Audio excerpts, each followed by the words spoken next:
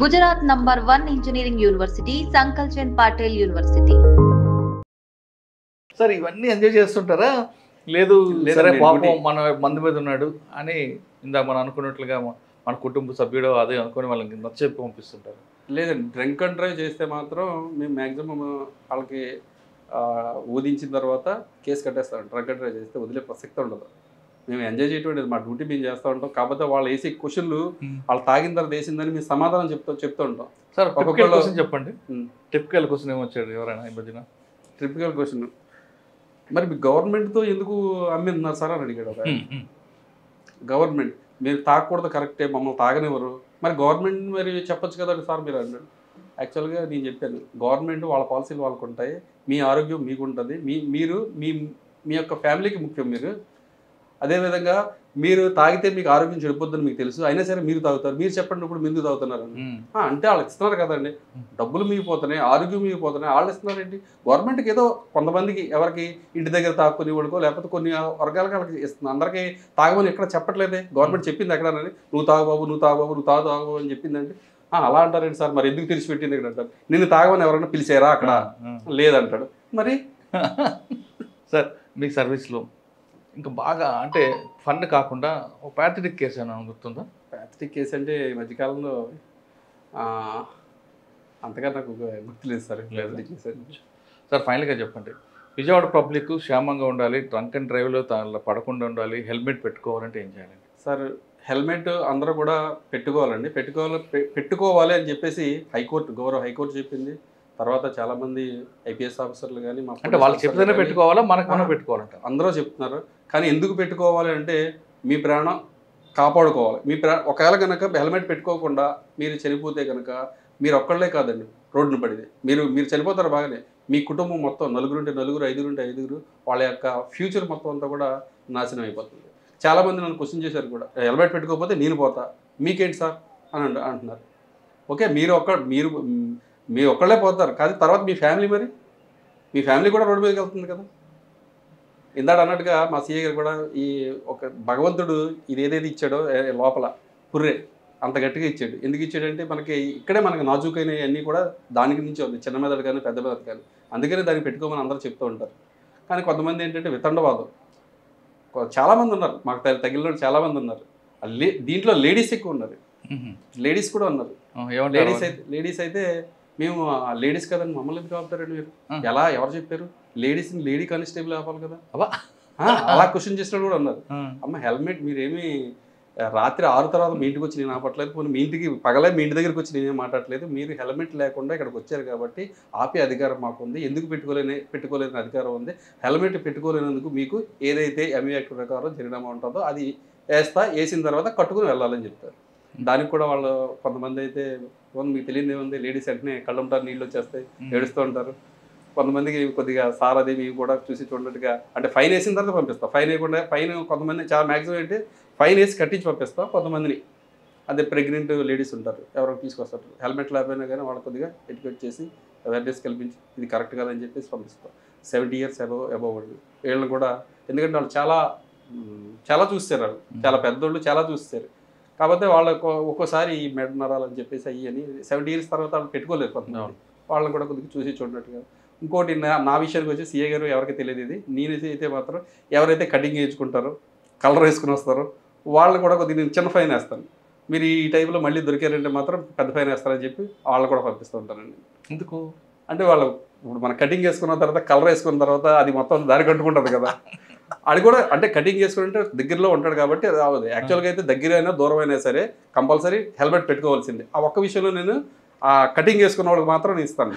వస్తారు ఒకళ్ళిద్దరు తగిలేరు, ఇప్పుడు నాకు అందరూ కాదండి, ఒకళ్ళిద్దరు తగిలేరు అంతే. నాకు హెల్మెట్ పెట్టుకోండి, అది మీకోసం కాదు మనందరి కోసం అంటున్నారు కుమార్ గారు. ఆయన చెప్తున్నట్టుగా పోలీసులు చెప్పారనో హైకోర్టు చెప్పిందని కాకుండా మీకోసం మీ కుటుంబం కోసం హెల్మెట్ తప్పనిసరి అని చెప్తున్నారు. ఒకవేళ హెల్మెట్ లేకుండా ఏమైనా ప్రమాదం జరిగితే మీకు ప్రమాదం జరిగితే మీ కుటుంబం అంతా రోడ్డు మీకు వస్తుంది. కాబట్టి ముందు ఇంటి పెద్దగా కానీ ఇంటి కొడుకు కానీ ఏదైనా సరే మీరు హెల్మెట్ పెట్టుకొని డ్రైవింగ్ చేయండి అంటూ చెప్తున్నారు. ఇక్కడికే కదా అక్కడికే కదా బయటికే కదా, గత సంవత్సరాలుగా కొన్ని సంవత్సరాలుగా హెల్మెట్ లేదు డ్రైవింగ్ చేస్తున్నామంటే కుదరదు. ఇక్కడ మారుతున్న కాలానికి అనుగుణంగా మనం కూడా మారాల్సిన అవసరం ఎంతైనా ఉందంటూ చెప్తున్నారు. ఇక ఆయన చేసిన వీడియోలో ఆయన ఓపికకి మనందరూ కూడా సెల్యూట్ కొట్టాలి. మొన్న ఒక జరిగింది వాట్సాప్ కంప్లైంట్ ఒకటి వచ్చింది, ట్రిపుల్ రైడింగ్ అండి. ట్రిపుల్ రైడింగ్ అయితే అతన్ని నెంబర్ ద్వారా ట్రేస్ చేస్తే ఆ బండి గల అతను దుబాయ్లో ఉన్నాడు. ఆయన దుబాయ్లో ఉంటే ఆయన బాగానే రెస్పెక్ట్గా మాట్లాడిన అతన్ని పంపిస్తాం సార్ అని చెప్పాడు. ఆయనకు కూడా పెట్టాము వీడియో. అది ఆయన ఆ పిల్లలు నాకు పంపించారు ఇక్కడికి. పంపించిన తర్వాత ఎందుకు నడిపారు అది చూస్తే స్కూటీకి డిఫరెంట్ సైలెన్సర్ పెట్టాడు వాళ్ళు. అది చాలా సౌండ్ పొల్యూషన్.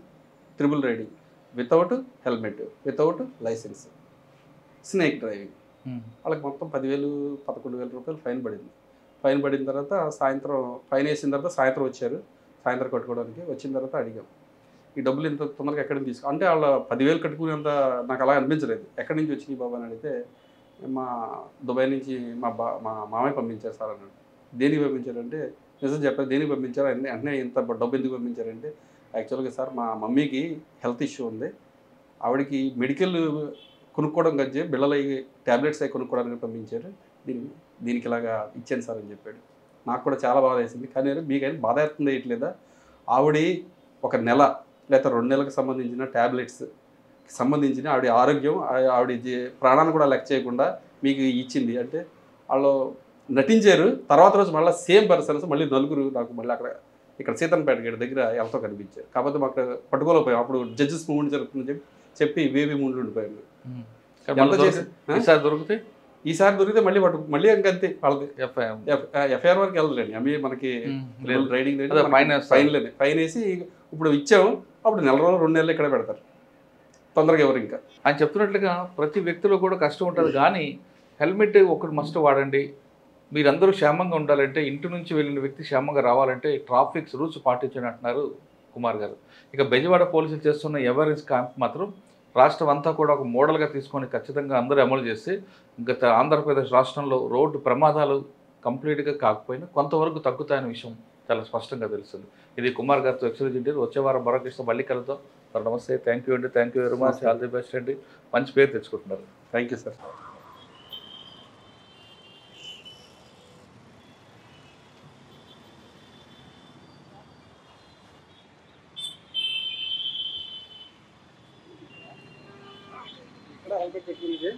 దేనికోసం హెల్మెట్ పెట్టినట్టు, దేనికోసం దేనికోసం చెప్పేనా?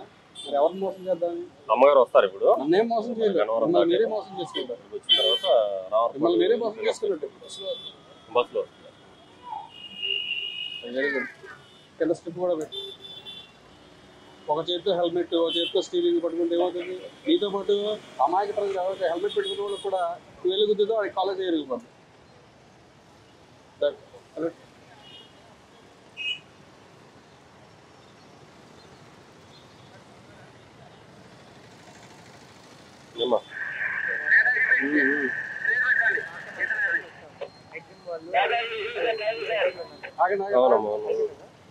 అక్కడి నుంచి ఇలా తీసుకున్నారు, పెద్దోడు తీసుకున్నాడు. ఎవరు వెంకటేషా? వెంకటేష్ కదా పెద్దోడు మరి హెల్మెట్ ఏదండి? ఎక్కడండి? ఇక్కడే మీకు అది కదండి. బయటకు వచ్చినప్పుడు హెల్మెట్ పెట్టుకోమని పదే పదే చెప్తున్నాం. ఇదే జంక్షన్ లో రోజుకి 60,000 రూపాయలు అయినా కానీ మీరు ఇప్పుడు కూడా మళ్ళీ ఇక్కడే అన్నారు. పెద్దోడు తీసుకున్నారు, విక్టర్ వెంకటేష్ గారు పెద్దోడు అండి. మరికి ఎవరండి మరి? చిన్నోడా?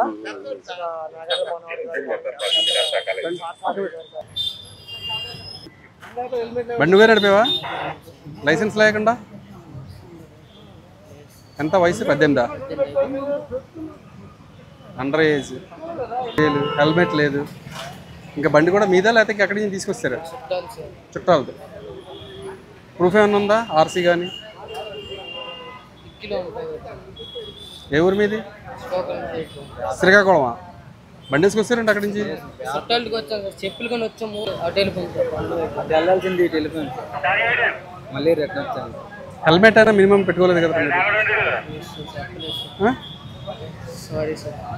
చదువుకుంటున్నారా? ఇంటర్. నీది శ్రీకాకుళమేనా? నీ బండి సీజ్ అవుతుంది తెలుసా మీకు? 11,000 ఫైన్ పడుతుంది మీకు. Under age, without licence.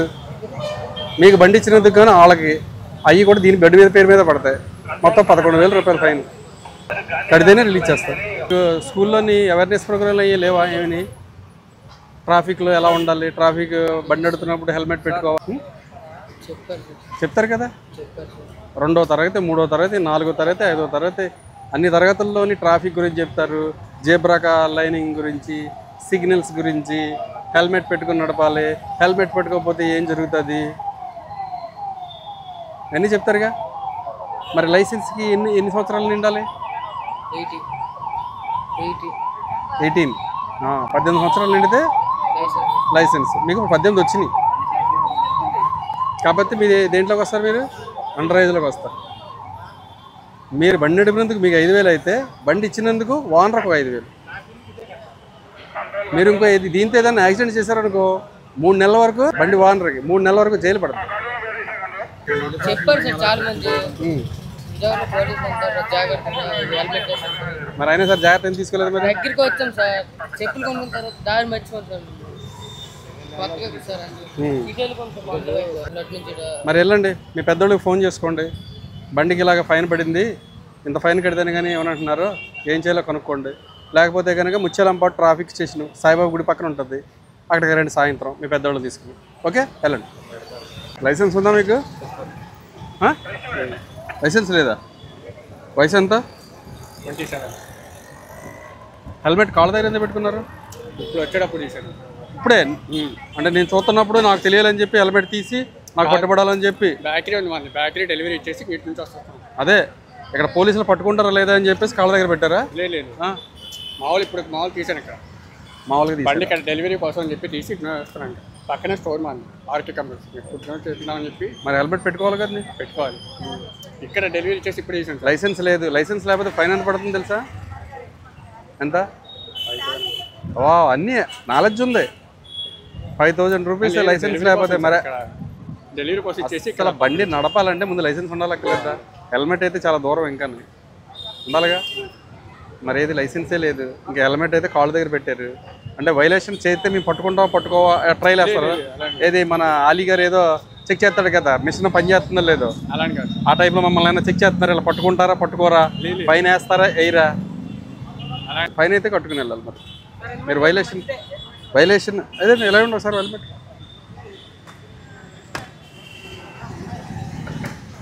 Helmet ఇది చాలా బరువు కూడా ఉంది. 2000 సార్. బరువు కూడా ఎక్కువ. ఇది నాది R15 అండి, తమ్ముడిది. R15. మరి దానికన్నా పెడతావా?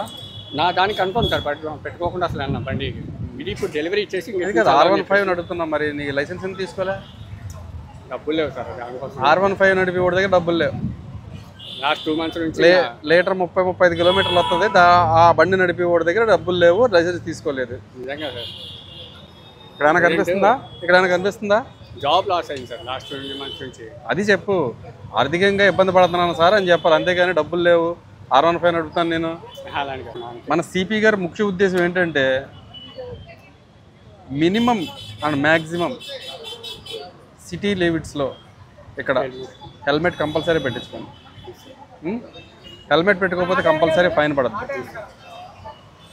ఫైన్ అయితే కట్టుకుని వెళ్ళాలి. ఇప్పుడు మీరు లైసెన్స్కి ఎంత పడుతుంది? 5,000. 2 కలిపి 6,000 ఫైన్ కట్టుకుని వెళ్ళాలి.